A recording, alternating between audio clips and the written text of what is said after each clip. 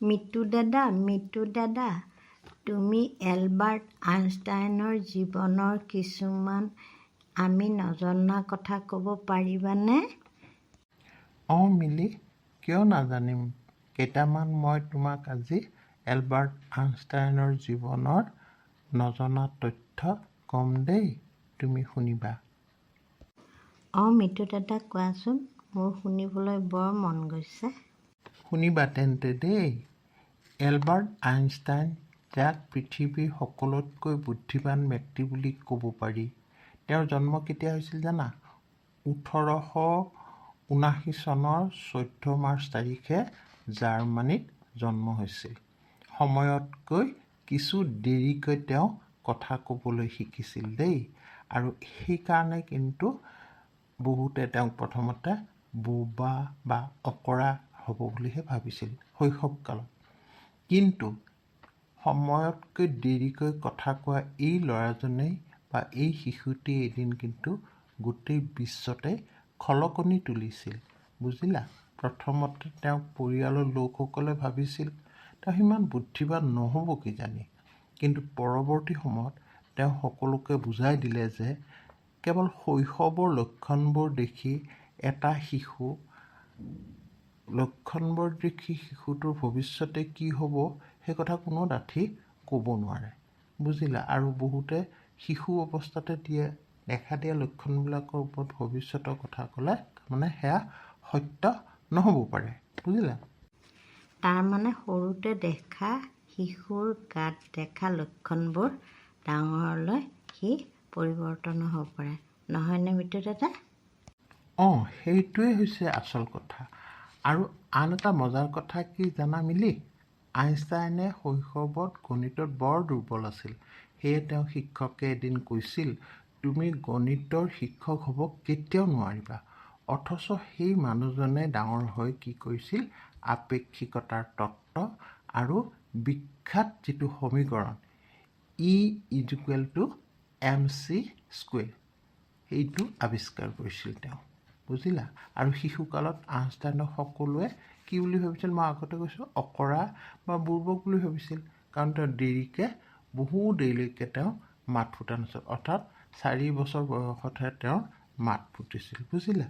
বাপৰে, 4 বছৰলৈকে তেওঁৰ মাত ফুটা নাছিল? 4 বছৰলৈকে মাত ফুটা নাছিল। তাৰপিছতহে তেওঁৰ মাত ফুটিলে, আৰু সেই শিশুটোৱে পাছলৈ ডাঙৰ হৈ পৃথিৱীৰ শ্ৰেষ্ঠ বিজ্ঞানী হিচাপে পৰিচয় লাভ কৰে। আৰু এটা মজাৰ কথা কি জানানে মিলি? আইনষ্টাইনে নিজৰ চুলিখিনি আঁচুৰি পৰিপাটি হৈ থাকিবলৈ বিৰাট টান পাইছিল দেই। তেওঁৰ এই অপৰিপাটি চুলিখিনিয়ে বৰ্তমান জিনিয়াছ বিজ্ঞানীসকলৰ ষ্টাইল বুলি ক'ব পাৰি, বুজিলা। আৰু আইনষ্টাইনে আন এটা খুব দৰকাৰী কথা কি জানা? বৰ হাস্যকৰ কথাও। আইনষ্টাইনেতো গাড়ী চলাব নাজানিছিল, কিন্তু জাহাজত উঠি সাগৰ ভ্ৰমি ফুৰিবলৈ তেওঁ বৰ ভাল পাইছিল। আৰু কিন্তু সাগৰ ফুৰিব ভাল পাইছিল ঠিকেই, কিন্তু আইনষ্টাইনে সাঁতুৰিব নাজানিছিল, বুজিলা। সাঁতুৰিব নাজানিছিল, কিন্তু সাগৰ ভ্ৰমি ফুৰিব ভাল পাইছিল। কি আচৰিত, নহয়নে দাদা? আন এটা মজাৰ কথা কি জানা মিলি? আইনষ্টাইনে মোজা পিন্ধি একেবাৰে ভাল নাপাইছিল। সেই কথা তেওঁ নিজেই উল্লেখ কৰি কৈছিল যে সৰুতে মোৰ ভৰিৰ আঙুলিবোৰ খুব ডাঙৰ আছিল, সেইবাবে মোজা পিন্ধাত অসুবিধা হৈছিল আৰু মোজাবোৰ ছিঙি গৈছিল। আৰু সেই তেতিয়াৰ পৰাই তেওঁ মোজা নিপিন্ধা হ'ল, আৰু এনেকৈ মোজা নিপিন্ধাকৈ তেওঁ ঘূৰি ফুৰিছিল।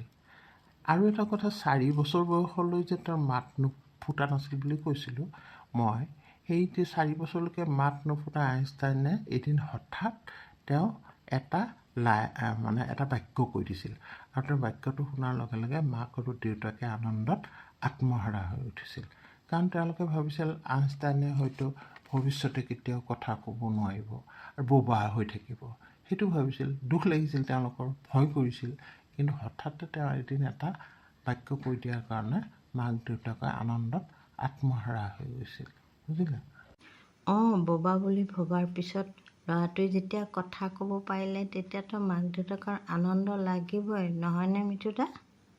সেইকাৰণে মাক দেউতাকৰ খুব আনন্দ লাগিল আৰু তেওঁ মাত্ৰ 5 বছৰ বয়সৰ পৰাই বিজ্ঞানৰ প্ৰতি আকৰ্ষিত হৈছিল। দেউতাকে তেওঁক এটি কম্পাছ কিনি দিছিল আৰু কম্পাছটোলৈ চাই তেওঁ ভাবিছিল যে কম্পাছটোত এনে কি বস্তু আছেনো যিয়ে ইয়াৰ একে দিশত ঘূৰিবলৈ সহায় কৰে। তেতিয়াৰ পৰা তেওঁ বিজ্ঞানৰ ওপৰত এটা নতুন আকৰ্ষণ অনুভৱ কৰিবলৈ ধৰে। আইনষ্টাইনৰ প্ৰিয় বিজ্ঞানী কোন আছিল জানানে? Galileo' Galilee. গেলিলিঅ' গেলিলি আছিল তেওঁৰ অতি প্ৰিয় বিজ্ঞানী। গেলিলিঅ' গেলিলিকে তেওঁৰ প্ৰিয় বুলি কৈছিল নেকি মৃত্যুদা?